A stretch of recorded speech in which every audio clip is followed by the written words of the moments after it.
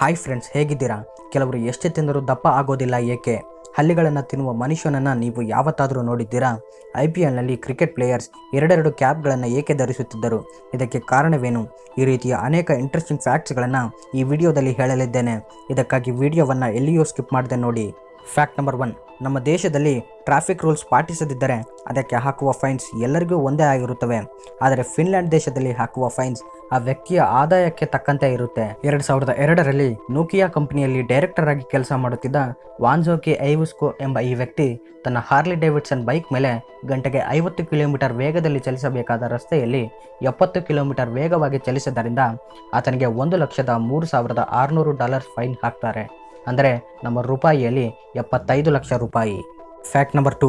1860ರಿಂದ 1870ನೇ ವರ್ಷಗಳಲ್ಲಿ ಆಸ್ಟ್ರೇಲಿಯಾದಲ್ಲಿ Joseph John's ಎಂಬ ಕಳ್ಳ ಚಿಕ್ಕ ಚಿಕ್ಕ ಕಳ್ಳತನಗಳನ್ನು ಮಾಡುತ್ತಿದ್ದಾನೆ ಎಂದು ಜೈಲಿನಲ್ಲಿ ಇಡುತ್ತಿದ್ದರು. ಈತನು ಎಷ್ಟು ಸಾರಿ ಜೈಲಿಗೆ ಹೋದರೂ ಜೈಲಿನಿಂದ ತಪ್ಪಿಸಿಕೊಂಡು ಹೋಗುತ್ತಿದ್ದ.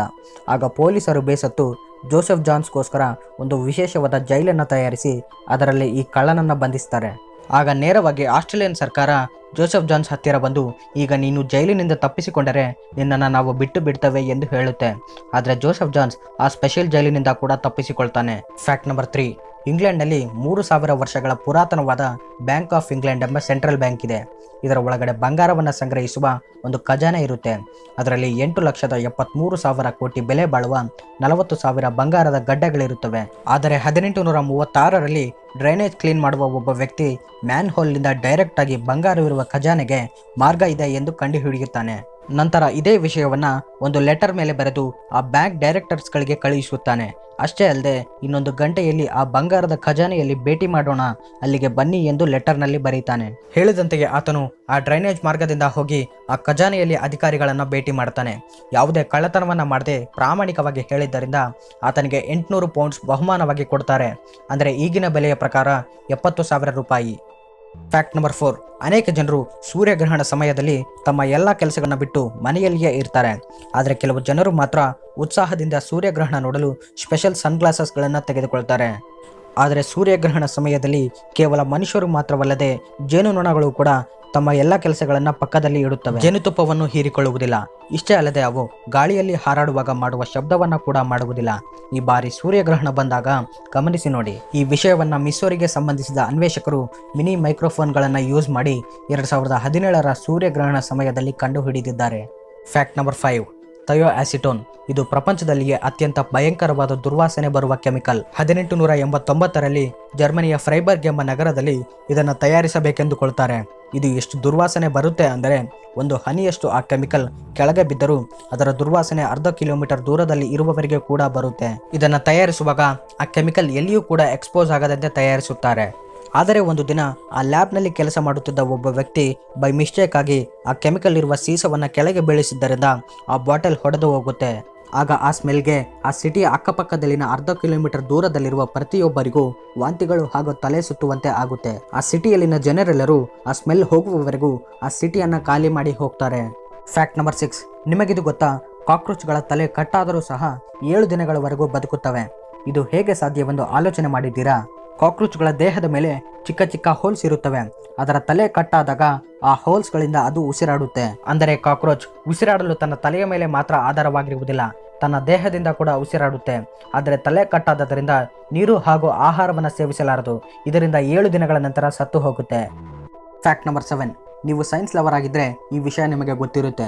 ಸೈಂಟಿಫಿಕ್ ಕಮ್ಯುನಿಟಿ ಯಾವುದೇ ಒಂದು ವಿಷಯವನ್ನು ಅದು ಎಕ್ಸ್ಪೆರಿಮೆಂಟಲಿ ಪ್ರೂವ್ ಆಗುವವರೆಗೂ ಅದನ್ನು ನಂಬೋದಿಲ್ಲ. ಹೀಗೆಯೇ ಒಬ್ಬ ಡಾಕ್ಟರ್ ಕೊಕೈನ್ ಓವರ್ಡೋಸ್ ಆಗುವಂತೆ ಮಾಡಿಕೊಂಡು ತನ್ನನ್ನು ತಾನೇ ಸಾಯಿಸಿಕೊಳ್ತಾನೆ. ಹೀಗೆ ಏಕೆ ಮಾಡ್ತಾನೆ ಅಂದರೆ ಕೊಕೈನ್ ಓವರ್ಡೋಸ್ನಿಂದ ಸಾಯುವಾಗ ಆ ಕೊನೆಯ 1 ನಿಮಿಷದ ಎಕ್ಸ್ಪೀರಿಯನ್ಸ್ ಹೇಗೆ ಇರುತ್ತೆ ಎಂದು ತಿಳಿದುಕೊಳ್ಳಬೇಕೆಂದುಕೊಳ್ತಾನೆ. ಹೀಗೆ ಆ ಡಾಕ್ಟರ್ ಆ ಎಕ್ಸ್ಪೀರಿಯನ್ಸ್ ಆಗಿ ಅದನ್ನು ನೋಟ್ ಡೌನ್ ಕೂಡ ಮಾಡ್ತಾನೆ. Fact number 8. ಈ ಬಾರಿಯ IPLನಲ್ಲಿ ನೀವು ನೋಡೇ ಇರ್ತೀರಾ, ಟೀಮ್ ಕ್ಯಾಪ್ಟನ್ಸ್ ಅಥವಾ ಫೀಲ್ಡರ್ ಎರಡೆರಡು ಕ್ಯಾಪ್ ಹಾಕಿರುವುದನ್ನು. ಇದೇನು ಹೊಸ ಕ್ಯಾಪ್ ಅಂತ ತಿಳಿದುಕೊಳ್ಳಬೇಡಿ. ಅವರು ಇಟ್ಟುಕೊಳ್ಳೋದು ಆ ಸಮಯದಲ್ಲಿ ಬೌಲಿಂಗ್ ಮಾಡುವ ಬೌಲರ್ ಕ್ಯಾಪ್. ಇದಕ್ಕೂ ಮುಂಚೆ ಪ್ಲೇಯರ್ಸ್ ಬೌಲಿಂಗ್ ಮಾಡುವಾಗ ತನ್ನ ಕ್ಯಾಪನ್ನು ಸನ್ಗ್ಲಾಸಸ್ಸನ್ನು ಅಂಪೈರ್ಗೆ ಕೊಡುತ್ತಿದ್ದರು. ಆದರೆ ಕೋವಿಡ್-19ನಿಂದ ICC ಇಟ್ಟ ಹೊಸ ರೂಲ್ಸ್ ಪ್ರಕಾರ ಪ್ಲೇಯರ್ಸ್ ಅಂಪೈರ್ಗಳಿಗೆ ಕ್ಯಾಪ್ಸ್ ಮತ್ತು ಸನ್ಗ್ಲಾಸಸ್, ಟವಲ್ಸ್ ಇವೇನೂ ಕೊಡುವಂತಿಲ್ಲ. ICC ರೂಲ್ಸ್ಗಳನ್ನು ಫಾಲೋ ಮಾಡುತ್ತಾ BCCI ಕೂಡ ಈ ರೂಲ್ಸನ್ನು IPLನಲ್ಲಿ ಜಾರಿ ಮಾಡುತ್ತೆ. Fact number 9. ಹಲ್ಲಿಗಳು ಎಂದರೆ ಅನೇಕರು ಭಯಪಡುತ್ತಾರೆ. ಅಲ್ಲಿ ಬಾತ್ರೂಮ್ನಲ್ಲಿ ಇದ್ದರೆ ಕೆಲವರು ಬಾತ್ರೂಮ್ಗೆ ಕೂಡ ಹೋಗುವುದಿಲ್ಲ. ಆದರೆ ಕೈಲಾಸ್ ಎಂಬ ಈ ವ್ಯಕ್ತಿ ಮಧ್ಯಪ್ರದೇಶದ ಸೈಹೌರ್ ಜಿಲ್ಲೆಯ ಮೈನಾ ಗ್ರಾಮದ ನಿವಾಸಿ. ಆ ಗ್ರಾಮದಲ್ಲಿ ಈತನನ್ನು ಎಲ್ಲರೂ ಪಾಯ್ಸನ್ ಮ್ಯಾನ್ ಅಂತ ಕರೀತಾರೆ. ಏಕೆಂದರೆ ಈತನು ದಿನಕ್ಕೆ 10 ಹಲ್ಲಿಗಳನ್ನು ತಿನ್ನುತ್ತಾನೆ. ಗೋಡೆಯ ಮೇಲೆ ಹಲ್ಲಿ ಕಂಡರೆ ಈತನು ಎಲ್ಲರಂತೆ ಭಯಪಡುವುದಿಲ್ಲ. ಅದನ್ನು ಹಿಡಿದುಕೊಂಡು ಅದರ ಜೊತೆ ಆಟವಾಡುತ್ತಾ ಅದನ್ನು ತಿನ್ನುತ್ತಾನೆ. ಈತನಿಗೆ ಈ ಅಭ್ಯಾಸ ಹೇಗೆ ಬಂದಿದೆ ಎಂದು ಕೇಳಿದರೆ, ತನಗೆ 12 ವರ್ಷ ವಯಸ್ಸಿದ್ದಾಗ ಹುಳುಗಳ ಜೊತೆ ಆಟವಾಡುತ್ತಿರುವಾಗ ಆಕ್ಸಿಡೆಂಟಲಿ ಒಂದು ಹುಳುವನ್ನು ತಿಂದು ಬಿಡ್ತಾನೆ. ಆ ಹುಳದ ಟೇಸ್ಟ್ ತುಂಬ ಇಷ್ಟವಾಗಿ ಪ್ರತಿದಿನ ಹುಳುಗಳನ್ನು ತಿನ್ನುತ್ತಿದ್ದನಂತೆ. ಹೀಗೆ ಹುಳುಗಳನ್ನು ಮತ್ತು ಬಲ್ಲಿಗಳನ್ನು ತಿನ್ನುವುದು ಈತನಿಗೆ ಅಭ್ಯಾಸವಾಗಿದೆ. ಈತನು ಮಲಗುವುದಕ್ಕಿಂತ ಮುಂಚೆ ಕನಿಷ್ಠ 1 ಬಲ್ಲಿಯನ್ನಾದರೂ ತಿನ್ನಲೇಬೇಕಂತೆ, ಇಲ್ಲವಾದರೆ ಈತನಿಗೆ ನಿದ್ದೆಯೇ ಬರುವುದಿಲ್ಲವಂತೆ. Fact number 10. ಕೆಲವರು ಎಷ್ಟೇ ತಿಂದರೂ ದಪ್ಪ ಆಗುವುದಿಲ್ಲ ಏಕೆ? ನಮ್ಮೆಲ್ಲರಿಗೂ ಈ ರೀತಿಯ ಫ್ರೆಂಡ್ ಇರ್ತಾನೆ. ಅವನು ಹಂದಿ ತಿಂದಂತೆ ಎಷ್ಟು ತಿಂದರೂ ದಪ್ಪನೇ ಆಗುವುದಿಲ್ಲ, ತೆಳ್ಳಗೆ ಇರ್ತಾನೆ. ಹೀಗೆ ಇರೋದಕ್ಕೆ ಕಾರಣ ಏನೆಂದು ನೋಡೋಣ. ಇದಕ್ಕೆ 3 ಕಾರಣಗಳಿವೆ. ಮೊದಲನೆಯದು, ಕೆಲವು ಸ್ಟಡಿ ಪ್ರಕಾರ ಕೆಲವರು ಎಷ್ಟೇ ತಿಂದರೂ ದಪ್ಪ ಆಗೋದಕ್ಕೆ ಕಾರಣ ಅವರು ತುಂಬ ಆಕ್ಟಿವ್ ಆಗಿ ಇರ್ತಾರೆ. ಅಂದರೆ ಇವರು ನಾನ್ ಎಕ್ಸಸೈಸ್ ಆಕ್ಟಿವಿಟಿ ಥರ್ಮೋಜೆನೆಸಿಸ್ನಲ್ಲಿ ನಿರತರಾಗಿರುತ್ತಾರೆ. ಇದರ ಅರ್ಥ ಇವರು ಪದೇ ಪದೇ ಕಾಲು ಅಲುಗಾಡಿಸುವುದು, ಟೇಬಲ್ ಮೇಲೆ ಕೈಯಿಂದ ಟ್ಯಾಪ್ ಮಾಡುವುದು, ಯಾವಾಗಲೂ ಆ ಕಡೆ ಈ ಕಡೆ ತಿರುಗಾಡುವುದು, ಹೀಗೆ ಸುಮ್ಮನಿರದೆ ಯಾವುದೋ ಒಂದು ಆಕ್ಟಿವಿಟಿ ಮಾಡ್ತಾನೇ ಇರುತ್ತಾರೆ. ಈ ಅಭ್ಯಾಸ ಅವರಿಗೆ ನ್ಯಾಚುರಲ್ ಆಗಿಯೇ ಬಂದಿರುತ್ತೆ. ಅಮೆರಿಕನ್ ಕೌನ್ಸಿಲ್ ಆಫ್ ಎಕ್ಸಸೈಸ್ ಪ್ರಕಾರ ನಾವು ದಿನಕ್ಕೆ ಸಾಮಾನ್ಯವಾಗಿ 2000 ಕ್ಯಾಲರೀಸ್ ಬರ್ನ್ ಮಾಡ್ತೇವೆ. ಆದರೆ ಈ ರೀತಿಯ ಚಿಕ್ಕ ಚಿಕ್ಕ ಆಕ್ಟಿವಿಟಿ ಮಾಡೋದ್ರಿಂದ ದಿನಕ್ಕೆ 3000 ಕ್ಯಾಲರೀಸ್ ಬರ್ನ್ ಆಗ್ತವೆ. ಅಂದರೆ ಸಾಮಾನ್ಯಕ್ಕಿಂತ 50% ಹೆಚ್ಚು. ನಿಮಗೆ ಈ ರೀತಿಯ ಫ್ರೆಂಡ್ ಇದ್ದರೆ ಗಮನಿಸಿ, ಅವರಿಗೆ ಈ ರೀತಿಯ ಯಾವುದೋ ಒಂದು ಅಭ್ಯಾಸ ಇರುತ್ತೆ. ಎರಡನೆಯದು ಜೆನೆಟಿಕ್ಸ್.